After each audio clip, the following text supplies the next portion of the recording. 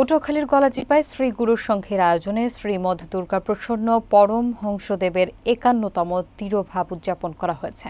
বিস্তারিত দেখুন পলাশ হাওলাদারের প্রতিবেদনে। বার্ষিক উৎসবটি সত্যসেবার নীতি ধর্ম জীবনের চারিকর্ম ও শ্রীকৃষ্ণ জন্মাষ্টমীর সাথে মিলিয়ে ১০ দিন ব্যাপী আয়োজন করা হয়। উৎসবের শুরুতে পুরান বাজার আখড়াবাড়ি শ্রী শ্রী মদন মোহন জিউর মন্দিরে পুরোহিত পঙ্কজ সমাদ্দারের নেতৃত্বে পূজা অর্চনা ও শ্রী গুরু সংঘের পতাকা উত্তোলন করা হয়। একই সঙ্গে বিনামূল্যে চক্ষু চিকিৎসা এবং ছানি পড়া রোগীদের অপারেশন কার্যক্রম শুরু করা হয়। বরিশাল ইস্পাহানি ইসলামিয়া চক্ষু ইনস্টিটিউটের মেডিকেল অফিসার ডাক্তার বেনজির বসরা ও ক্যাম্প অর্গানাইজার কাজী মিজানুর রহমান এই সেবায় অংশগ্রহণ করেন।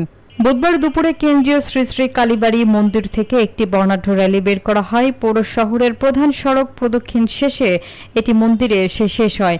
ঢাক ঢোল উলু ও শঙ্খের বাজানোর মধ্য দিয়ে শত শত নারী পুরুষ ভক্ত অংশগ্রহণ করেন।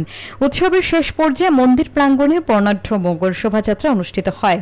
পূজা অর্চনা শেষে সকল ভক্তদের মাঝে প্রসাদ বিতরণ করা হয়। শ্রী গুরু সংঘের সভাপতি অসীম কর্মকার, সাধারণ সম্পাদক নির্মল কর্মকার এবং কমিটির অন্যান্য নেতৃবৃন্দ উপস্থিত ছিলেন।